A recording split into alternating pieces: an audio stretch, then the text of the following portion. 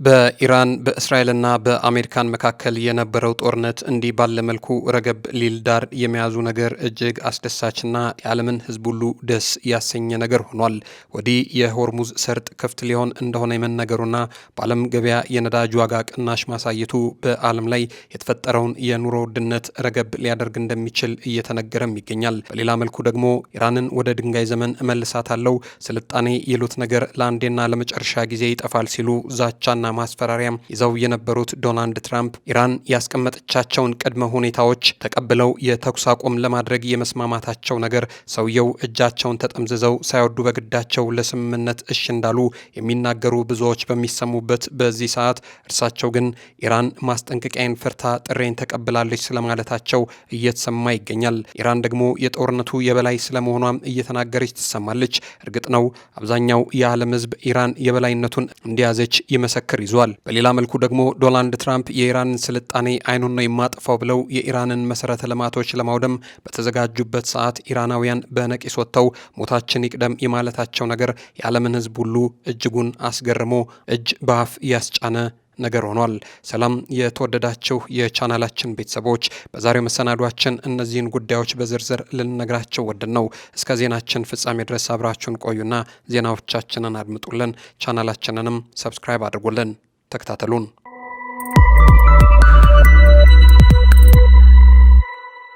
ኢራንና አሜሪካ የሆርሙዝ ወሽመጥ ተከፍቶ መርከቦች እንዲያልፉ የሚያስችል የሁለት ሳምንት የተኩስ አቁም ስምምነት ማድረጋቸው እጅጉን አስደሳች ነገር ሆኗል። ሁለቱ ሀገራት እዚህ ስምምነት ላይ የደረሱት የአሜሪካው ፕሬዝዳንት ዶናልድ ትራምፕ ኢራን ወሳኙን የባህር መተላለፊያ ማክሰኞ ሌሊት ድረስ የማትከፍት ከሆነ ዛሬ ማታ ሙሉ ለሙሉ ስልጣኔ ይወድማል የሚል ዛቻ ካሰሙ ከሰዓታት በኋላ መሆኑ ታውቋል። ሀገራቱን ሲያሸማግሉ የነበሩት የፓኪስታኑ ጠቅላይ ሚኒስትር ሼባዝ ሻሪፍ የተኩስ አቁሙ ወዲያውኑ ገቢራዊ መሆን እንደሚጀምርም አስታውቀው ነበር። ፕሬዚዳንት ትራምፕ ቴህራን ከባህረ ሰላጤው የሚወጡ የነዳጅና ሌሎች ምርቶች መተላለፊያ የሆነውን የሆርሙዝ ወሽመጥ የምትከፍት ከሆነ 2 ሳምንት ለሚሆን ጊዜ ኢራን ላይ የሚፈጸመውን ድብደባና ጥቃት ለማቆም መስማማታቸውን ገልጸዋል። ትራምፕ በትሩዝ ሶሻል ማህበራዊ ሚዲያ ገጻቸው ላይ ባሰፈሩት ጽሁፍ በዚህ ጊዜያዊ የተኩስ አቁም የተስማሙት ሁሉንም ወታደራዊ ግብ ስላሳኩና ከዚያም በላይ ድል ስላገኙ እንደሆነም ጠቅሰዋል። በዚህ 2 ሳምንት ውስጥ ኢራን ከወታደራዊ ኃይሏ ጋር በማቀናጀት በሆርሙዝ ወሽመጥ በኩል መርከቦች እንዲያልፉም ትፈቅዳለች። ኢራን በበኩሏ 10 ነጥቦች ያሉት እቅድ ይፋ ማድረጓ የታወቀ ሲሆን በእቅዱ ውስጥም ከተካተቱት ጉዳዮች አንዱ ደግሞ ኢራን፣ ኢራቅ፣ ሊባኖስና የመን ውስጥም ጥቃቶች መቆም አለባቸው የሚል እንደሆነ በዝርዝር ውስጥ ተካቷል። ኢራን ላይ የተጣሉት ማዕቀቦችን ለማንሳት ሙሉ ቁርጠኝነት እንዲኖር ማድረግ፣ በአሜሪካ የተያዙ የኢራን ገንዘብ ሀብቶችን መልቀቅ እንዲሁም ደግሞ በሀገሪቱ ላይ የደረሰው ውድመት መልሶ የሚገነባበትን ወጪ የሚሸፍን ሙሉ የካሳ ክፍያ መፈጸሙም በእቅዱ ውስጥ ተጠቅሷል። የሀገሪቱ መንግስት ኢራን ማንኛውም የኒውክሌር መሳሪያ እንዲኖራት ላለመፈለግ ሙሉ ቁርጠኛ ሆኗል ሲልም ቃሉን ሰጥቷል። የኢራን የብሔራዊ ደህንነት ጠቅላይ ምክር ቤት ባወጣው መግለጫ ደግሞ ይህ የኢራን ድል በፖለቲካዊ ድርድር ላይም ይጸናል ሲሉም ተናግረዋል። የፓኪስታን ጠቅላይ ሚኒስትር ሻሪፍ የተኩስ አቁሙ እስራኤል በኢራን የሚደገፈውን ሄዝቦላ ላይ ዘመቻ ከፍቻለሁ ባለችበት ሊባኖስ ውስጥም ተግባራዊ እንደሚሆንም ተናግረዋል። የእስራኤል ባለስልጣናት ግን በሄዝቦላ የተረጋገጠው ስጋት እስከሚወገድ ድረስ ከሊባኖስ እንደማይወጡም ተናግረዋል። የእስራኤል ጠቅላይ ሚኒስትር ቤንያሚን ኔታንያሁ የተኩስ አቁሙ ይፋ ከተደረገ ከጥቂት ሰዓታት በኋላ ባወጡት መግለጫ ኢራን በአፋጣኝ ሆርሙዝ ወሽመጥን የምትከፍት እንዲሁም ደግሞ አሜሪካ፣ እስራኤልና ሌሎች የቀጠናው ሀገራት ላይ የምትፈጽመውን ጥቃት የምታቆም መሆኗን ተከትሎ የሚሰነዘርባት ጥቃት ለ2 ሳምንታት እንዲቆም ፕሬዚዳንት ትራምፕ ያስተላለፉትን ውሳኔ እስራኤል ትደግፋለች ሲሉ ተናግረዋል። የጠቅላይ ሚኒስትሩ መግለጫ አክሎም የተኩስ አቁሙ ሊባኖስን አያካትትም ሲሉ እስራኤል እግረኛ ወታደሮቿን ባሰማራችባቸው ጎረቤት ሀገራት ተፈጻሚ እንደማይሆንም ተገልጿል። ፕሬዚዳንት ትራምፕ በኢራን የተኩስ አቁም ለማድረግ ውሳኔ ባስተላለፉበት ሂደት ውስጥ እስራኤል ምን ያህል ተሳትፎ እንደነበራትም ግልጽ አይደለም። የእስራኤል ጦር ዛሬ ጠዋት ደቡባዊ ሊባኖስ ውስጥ ተከታታይ የአየር ጥቃቶችንም ፈጽሟል። ይህ ጥቃት እስራኤል በአሜሪካና አሜሪካና ኢራን መካከል የደረሰውን የተኩስ አቁም ስምምነትም ሊባኖስ ውስጥ ተግባራዊ እንደማታደርግ የሚጠቁም መሆኑም ታውቋል። የእስራኤል መከላከያ ሰራዊት ኢራን ላይ የሚፈጸመውን ጥቃት ማቆሙን፣ ሊባኖስ ውስጥ የሚካሄደውን ዘመቻ ግን እንደሚቀጥልም ማስታወቁ ተነግሯል። በደቡባዊ ሊባኖስ ውስጥ የሚገኙ ትሬና ናባቴ አካባቢዎችም ረቡዕ ጠዋት የተፈጸመባቸውን የተኩስ አቁም ስምምነት ይፋ ከተደረገ በኋላ መሆኑ ተሰምቷል። የእስራኤል ጠቅላይ ሚኒስትር ቤንያሚን ኔታንያሁ የተኩስ አቁሙ በኢራን ከሚደገፈው የሊባኖሱ ታጣቂ ቡድን ሄዝቦላ ጋር የሚካሄደውን ግጭትም ያካትታል መባሉንም ውድቅ አድርጓል። የሊባኖስ መንግስትና ሄዝቦላ እስካሁን በጉዳዩ ላይ አስተያየት አልሰጡም።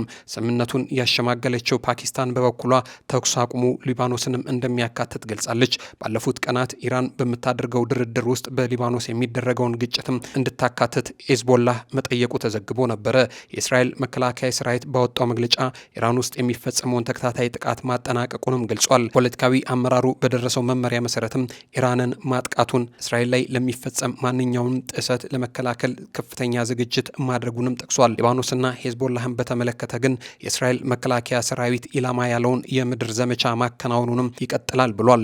እስራኤል በበኩሏ የሊባኖስ ግዛትን ተቆጣጥራ የመቆየት እንዲሁም ደግሞ ድንበሩ ውስጥ የደህንነት ዞን የማቋቋም እቅድ እንዳላትም ገልጻለች። የእስራኤል ወታደሮች ሊባኖስን የወረሩ ሲሆን ይህ እርምጃቸው የአገሪቱን ክፍሎች ተወረው እንደያዙ እንዲቀሩ ያደርጋል የሚል ስጋትም ተፈጥሯል። እስራኤል ወረራ የምትቆየው የሊባኖስ ግዛት ውስጥ የሚገኙ ቤቶችን እንደምታፈርስና ነዋሪዎችንም ወደ መኖሪያቸው እንዲመለሱ እንደማትፈቅድም አስታውቃለች።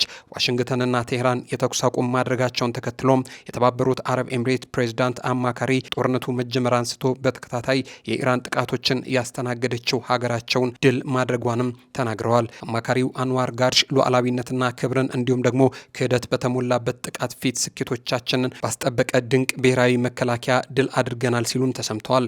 ኤምሬቶች ዛሬ ላይ የገዘፈ ተጽዕኖ የማሳደር አቅም፣ የሰላ እይታ እንዲሁም ደግሞ በወደፊቱ ላይ ተጽዕኖ ለማሳደርና ለመቅረጽ የሚያስችል ይበልጥ ጠንካራ አቅም እንዳላት አማካሪው ጠቅሰዋል። ይህንንም ተጠቅመን ይበልጥ ጠንካራ አቅም እንዳለን አውቀናል ሲሉ ጠቅሰዋል። ይህንንም ተጠቅመን ውስብስብ የሆነውን ቀጠናዊ ሁኔታ ለመምራት ወደፊት እንጓዛለን ሲሉም ተናግረዋል። የሀገሪቱ መከላከያ ሚኒስትር ጦርነቱ ከተጀመረ አንስቶ ያከሸፋቸውን የኢራን ጥቃቶችን በተመለከተም በየጊዜው መደበኛ መረጃም ሲያወጣ ቆይቷል። ማክሰኞ ዕለት የወጣው መረጃ እንደሚያሳየው ከሆነ እስካሁን ድረስ 2221 ድሮን እና 26 የክሩዝ ሚሳኤል እንዲሁም ደግሞ 520 ባለስቲክ ሚሳኤሎችን ወደ ተባበሩት አረብ ኤምሬቶችም መተኮሳቸው ተነግሯል። የኦማን የውጭ ጉዳይ ሚኒስትርም የአሜሪካና ኢራን የተኩስ አቁም ላይ መድረሳቸውንም በበጎነት ተቀብለውታል። ፓኪስታን ለማሸማገል ላከናወነችው ስራ እውቅና የሰጠው የውጭ ጉዳይ ሚኒስትሩ ወደ ቋሚ ተኩስ አቁም ለመድረስ ወደፊት በሚደረጉ እንቅስቃሴዎች ላይ ጥረቶችን ማጠናከር አስፈላጊ እንደሆነም አጽንኦት ሰጥተው ተናግረዋል። አሜሪካና ኢራን በደረሱት የተኩስ አቁም ስምምነት ውስጥ የሊባኖስ መካተትና አለመካተት አከራካሪ ጉዳይ ሆኖ ወጥቷል።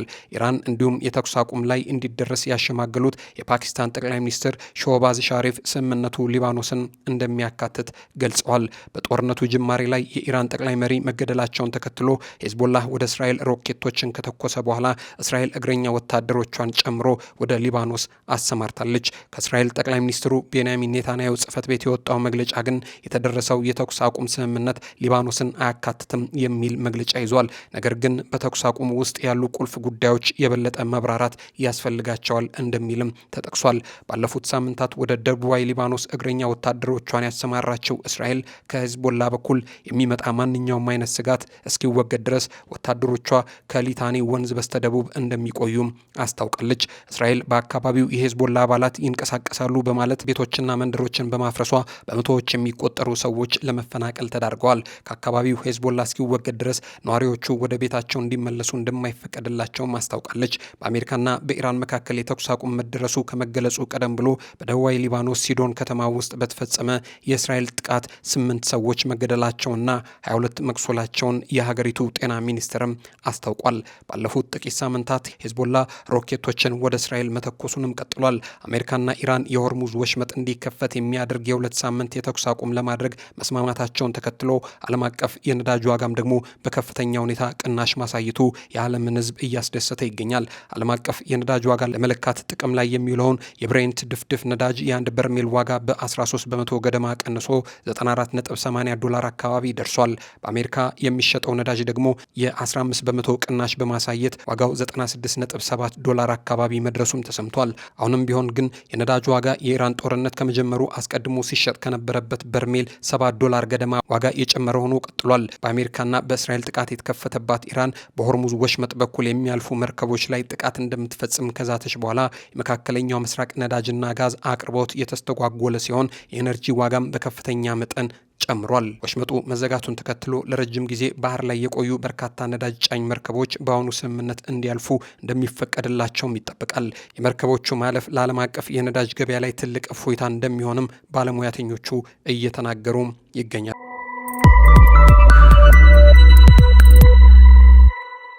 ውድ የቻናላችን ቤተሰቦች ለሰዓቱ የነበረን መረጃ ይህንን ይመስል ነበር። አብራችሁን ስለቆያችሁ እናመሰግናለን። ቻናላችንን አሁንም ሰብስክራይብ በማድረግ ቤተሰብ እንድታደርጉን ከወዲሁ በትህትና ጠየቅን። እናመሰግናለን።